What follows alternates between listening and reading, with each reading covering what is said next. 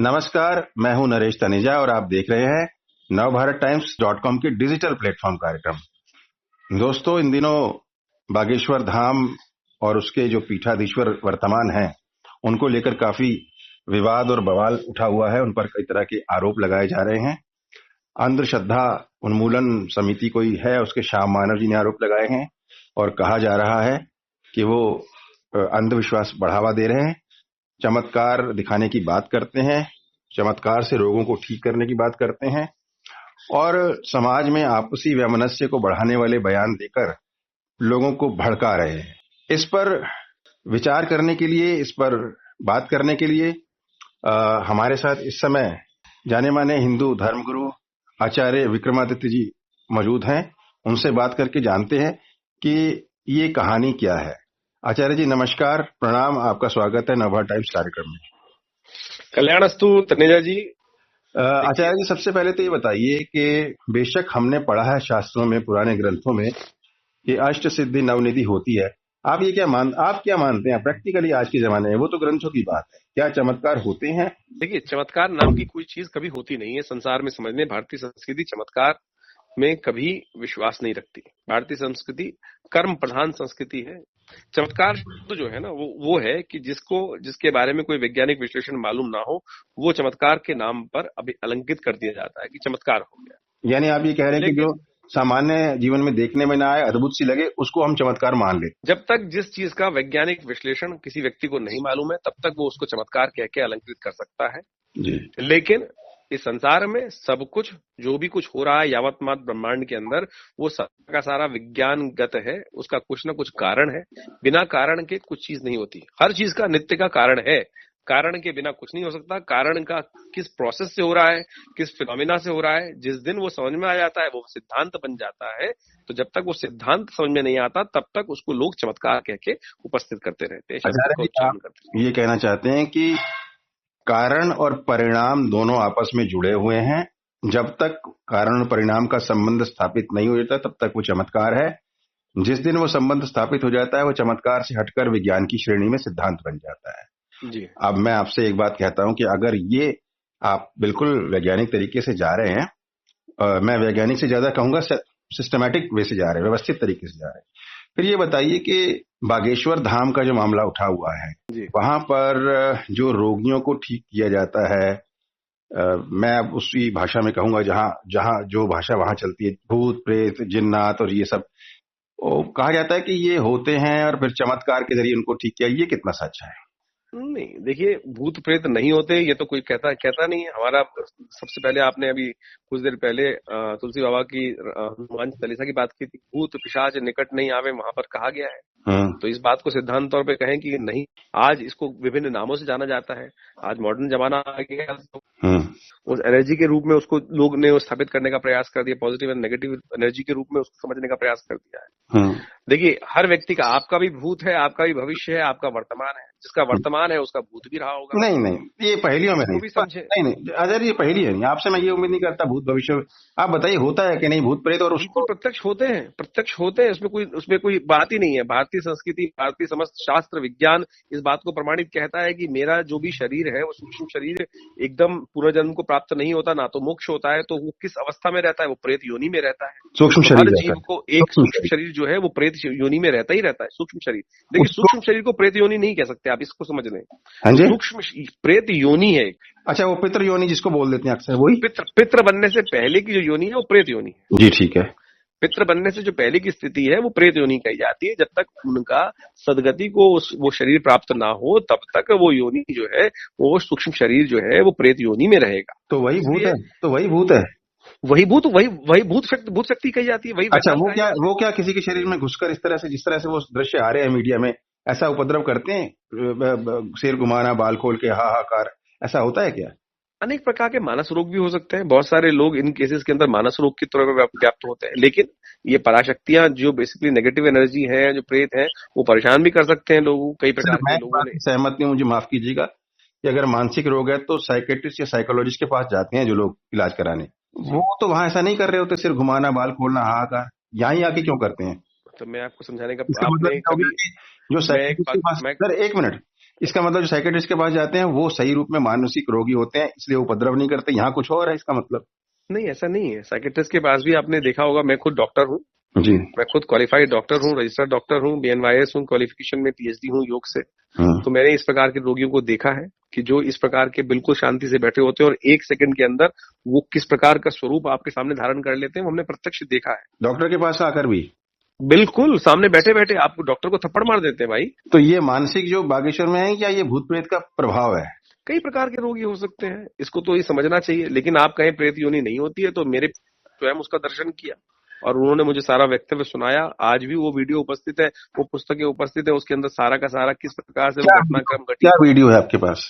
वो सारी की सारी घटनाएं मेरे पास है, जो उन्होंने अपने उस घटना को बताया है, उसमें अपनी जीवनी भी लिखा है। किसने बताया आपको? तो मेरे पिता आचार्य श्री केशवदेव जी महाराज ने मंडी महाराज के यहाँ जाकर इस प्रकार से उस वहां पर वेताल का दर्शन किया और उसको किसी प्रकार ठीक भी किया। वो पूरी घटना मुझे अच्छे से स्मृति में है और किस प्रकार से वो पूरी घटना उन्होंने आख्यात की है। नहीं, जो आप कह रहे हैं कि भूत प्रेत होती है, तो ये सिख धर्म में भी सुखमणि साहब का पाठ आता है, उसमें भी एक लाइन आती है, क्योंकि सिख गुरु तो भी 400-500 साल पहले ही हुए, बहुत पुरानी बात नहीं कि किसी ने उनके नाम पर लिख दिया हो। कई कोट भूत पिशाच मृगाच ऐसा कुछ आता है। तो हमारे जो संत परंपरा के लोग हैं उन्होंने माना है, और शरीर छूटने के बाद जो होता है वो उसको भूत कहते हैं। लेकिन मैं ये पूछ रहा हूँ कि ये क्या चमत्कार जो करते हैं, फूंक मारना अंगूठे से, हा वो उससे उपचार, ऐसे चमत्कारों से क्या भूत प्रेत को हटाया, उपचार किया जा सकता है? मैं आडंबर पर विश्वास नहीं करता हूँ। भूत प्रेत इत्यादि मानस रोगों को ठीक करने के लिए बहुत सारी पद्धतियां हैं, वो अलग अलग पद्धतियां शास्त्र में बताई गई हैं। अब फूक मार कर दिखावा करके तो जिस प्रकार से कोई कहे मैं ठीक कर दूंगा, तो वो तो प्रत्यक्षम किम प्रमाणम, सामने समस्या है। यानी आप ये कह रहे हैं कि जो बागेश्वर के जो धीरेन्द्र शास्त्री जी हैं वो जो करते हैं वो आडंबर है? नहीं, मैं बिल्कुल नहीं कह रहा हूँ, मैं ये नहीं कह रहा हूँ। मैं कह रहा हूँ प्रत्यक्षम किम प्रमाणम। अगर वहां पे जाके लोग ठीक हो रहे हैं, कोई बैनर लगा के तो किसी को बुला नहीं रहा है, कोई लोग ठीक हो रहे हैं तभी जा रहे हैं वहां पर। नहीं, मैं आपसे ये कह रहा हूँ आचार्य जी कि क्या इस तरह के चमत्कारिक तरीकों से रोगों का उपचार किया जा सकता है?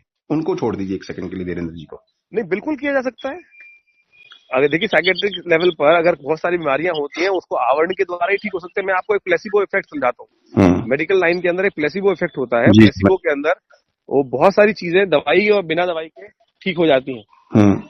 बिना दवाई के भी ठीक हो सकते हैं रोग, और दवाई के द्वारा भी ठीक हो सकते हैं। हाँ, मन को समझा देते हैं तो बिना दवाई के ठीक हो जाते हैं।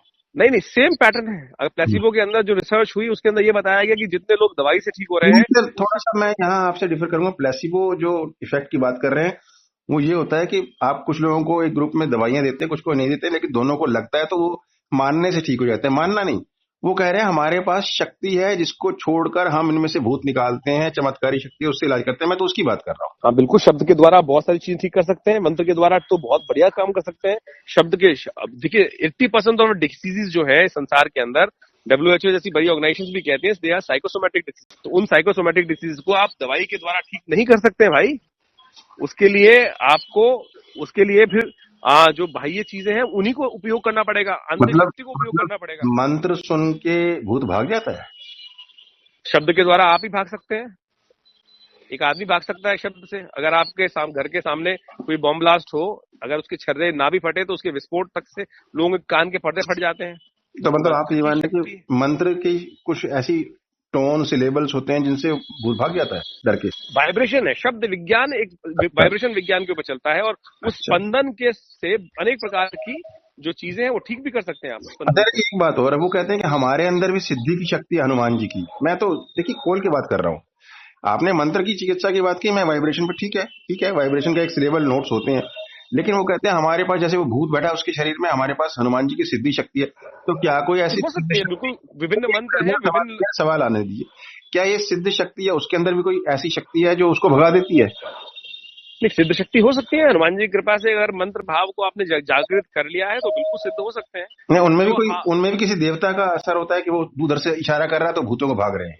मेरा अनुभव ये कहता है कि जो उनकी भंगिमा है, जो उनकी भंगिमा दिखाई दे रही है, जो उनका क्रियाकलाप दिखाई दे रहा है, उनके पास कोई ना कोई पिशाच की जो नेगेटिव एनर्जी, जो बेसिकली हमारे यहाँ कहा गया है कि 64 योगिनियों में से कई प्रकार की सिद्धियां प्राप्त हो जाती हैं, जिनको योगिनी सिद्ध करने के छोटे छोटे मंत्र होते हैं, उनकी जागृति कई लोगों में हो जाती है। और हमने प्रत्यक्ष अपने जीवन काल में खुद देखा है ऐसे लोगों को जिन्होंने इस प्रकार के जो बातें वो कर रहे हैं, हमने स्वयं अपने जीवन में देखे हैं। मैं करीब 150 साल का होने जा रहा हूँ, और मैंने कम से कम 5 लोगों से ऐसे मिला हूं मैं, जो मेरे सामने बाल्यकाल से ऐसे प्रभाव करके दिखा चुके हैं जो लोग।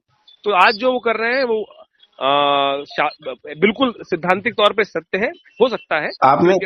आपने एक शब्द का भाव भंगिमा, तो हम भी जो टीवी पर देखते हैं उससे ये लगता है कि शायद उनमें भी कोई विशिष्ट आत्मा बैठी है जो उधर से कुछ असर कर रही है, जिसके ऊपर भूत है तो भाग रहा है। ऐसा उनके शरीर में भी कुछ हो सकती है आत्मा? नहीं, आत्मा की बात आपने योगिनी कहा ना, योगिनी, कई प्रकार की योगिनियों के संबंध में इस प्रकार की बात आती है कि जो कर्ण पिशाच आदमी योगिनी सिद्धि जो होते करते हैं वो लोग, उनके अंदर इस प्रकार के शक्ति आ जाती है, तो हो सकता है इस प्रकार की सिद्धि उनको प्राप्त। योगिनी जो आप शब्द यूज कर रहे हैं, ये क्या आत्माओं के नाम है या सिद्धियों के नाम है? सिद्धियों के नाम है, 64 योगिनियों। अच्छा, उन नाम से कोई एंटिटी या कोई अस्तित्व नहीं है किसी शक्ति का आत्मा के रूप में? नहीं, आत्मा वो योगिनी शक्तियां हैं। नहीं, जैसे आपने कर्ण पिशाचनी या कोई शब्द यूज किया, तो क्या वो भी कोई देवी या आत्मा है? नहीं, आत्मा नहीं, स्वरूप योगिनी शक्ति को आत्मस्वरूप, आत्मा तो जीव आत्मा में होती है ना, आत्मा तो सब जगह है, कहीं ना कहीं शक्ति तो संचार करने वाली आत्मा ही है। अब उन शक्तियों को जागृत करने के लिए विभिन्न प्रोसेस बताए गए हैं शास्त्रों में। अच्छा, अब मैं दूसरी चीज पे आता हूँ।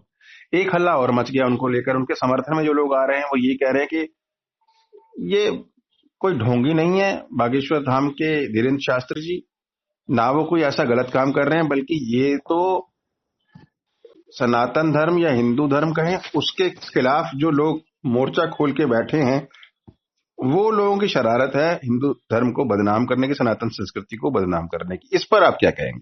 इस पर इन्वेस्टिगेशन होनी चाहिए, सरकार को चाहिए कि अगर किसी को शक है तो उस प्रकार से बाकायदा रिसर्च कराएं, शोध कराएं, उसके बाद उस तथ्य को सामने लाएं। नहीं तो ये साधारण लोग हैं, अगर सामने कोई तो लोग कह रहे हैं जो उनका समर्थन कर रहे हैं, बाबा लोग, संत महात्मा आप जैसे लोग, वो कह रहे हैं कि ये सनातन संस्कृति के ऊपर एक हमने देखा है ऐसा होता है, हमने देखा ऐसा होता है कि जब भी कोई कार्य करने का प्रयास कर रहा है, जैसे घर वापसी के केस हुए कुछ, जिनके ऊपर भी घर वापसी का उन्होंने काम किया है, करीब 300 लोगों को उन्होंने पुनः सनातन धर्म में, हिंदू धर्म के अंदर दीक्षित कराया है, तो उससे बहुत सारे लोगों के पेट में दर्द हो रहा है। और हो सकता है वही लोग सामने आके, क्योंकि इस प्रकार के कई मंतव्य सामने आए हैं। पर आचार्य जी, जो श्याम मानव जी वो तो खुद हिंदू हैं। देखिए, वो कभी श्याम मानव जी जाकर रोज टीवी पर सुबह सुबह आता है, ईसाई धर्म के लोग हाथ छूकर, करंट लगाकर, विभिन्न प्रकार की बीमारी को झटके देकर ठीक कर लेते हैं, उन पर तो कभी कोई अपना आंदोलन नहीं करते हैं। लेकिन जब भी कहीं नहीं, मैंने कहा अगर सनातन संस्कृति को कुछ ऐसा टारगेट करने वाली बात है तो श्याम मानव जो विरोध कर रहे हैं बागेश्वर धाम का, वो तो खुद हिंदू है, मैं ये कह रहा हूँ। मैंने खुद श्याम मानव का इंटरव्यू देखा जो दीपक चौरसिया जी के साथ दिया गया था, और उसके अंदर श्याम मानव को दीपक चौरसिया जी ने स्वयं बताया, जिस पर उन्होंने आक्षेपित करने का प्रयास किया था, वो उसको जवाब नहीं दे पाए। नहीं, मैं कहता हूँ कि वो खुद हिंदू है, वो को हिंदू धर्म का नुकसान करेंगे। देखिए, हमारे यहाँ भारतीय संस्कृति में अनेक संप्रदाय हैं। चारवाक भी तो भारतीय हिंदू संस्कृति में रहे। यावत जीवेत सुखम जीवेत ऋणम कृत्वा घृतम पिबेत, उन्होंने कहा ना, उन्होंने भगवान को नहीं माना, उन्होंने कहा जब तक जियो घी पियो, उधार लो, चाहे किसी का पैसा मार लो। हाँ, तो उन्होंने भी तो संस्कृति, वो हिंदू थे, सनातनी थे, सनातन पद्धति में ही एक दर्शन है हमारे यहाँ, चारवाक दर्शन। तो हमारे यहाँ तो अनेक, ये नहीं है कि हम मूर्ति पूजा, हमारे यहाँ वेद को मानने वाले, यज्ञ को मानने वाले, देवताओं को मानने वाले, भूतों को मानने वाले अनेक संप्रदाय हैं, उन सबके तो अलग सिद्धांत है। नटशेल में आप इस इशू को कैसे क्या कहेंगे? इस पर हम कहेंगे इस पे शोध करने की आवश्यकता है, सरकार को इस पे कार्य करना चाहिए, सत्य को सामने लाना चाहिए, और लोगों की जो, देखिए भारत देश जो है ना, बड़ा सीधे साधे लोगों का देश है। हम लोग भक्ति के मार्ग पे जो कोई आता है, चाहे वो आडंबर करके, हमारे यहाँ तो भगवती सीता ने इसका उदाहरण दिया। सीता जी के समक्ष रावण आया तो रावण क्या मैया सब जानती नहीं थी? मैया तो सब जानती थी, लेकिन उस आवरण का हम उस आवरण का अनुसरण करते हैं। उस आवरण के अनुसरण में आकर कोई व्यक्ति हमारे समक्ष बात रख रहा है तो हम तो सीधे साधे लोग विश्वास कर लेते हैं, हमने भगवान। यानी आप बागेश्वर धाम की गद्दी पर बैठे हुए धीरेन्द्र शास्त्री जी को क्लीन चिट दे रहे हैं? हम ये कह रहे हैं कि अभी तक तो जो उन्होंने किया है, ऐसा कोई तथ्य सामने आया नहीं कि जिससे उन्होंने कोई बरगलाने का काम किया है। जो उन्होंने कार्य कर रहे हैं वो सिद्धांतिक तौर पर ऐसा दिखाई देता है कि शायद सत्य है। आचार्य जी, आचार्य विक्रमादित्य जी, आपने हमें समय दिया और सारी बात खुल के nabhatimes.com के सामने रखी, इसके लिए आपका बहुत बहुत धन्यवाद। तो दोस्तों, ये थे आचार्य विक्रमादित्य, जाने माने हिंदू धर्मगुरु, ज्योतिषाचार्य, आयुर्वेदाचार्य, जो बता रहे थे कि बागेश्वर धाम विवाद को लेकर जो बात हुई है उस पर अगर कुछ भी नीर क्षीर विवेक दूध का दूध पानी का पानी करना है तो इस पर पूरी जांच होनी चाहिए। ऐसा ऐसा नहीं है कि अब किसी की बातों में आकर या मीडिया रिपोर्ट्स को देखकर कोई धारणा बना ली जाए। पूरी जांच के बाद ही मामला साफ हो सकता है। अगले कार्यक्रम में किसी और विशेष हस्ती के साथ मुलाकात होगी। नमस्कार, धन्यवाद।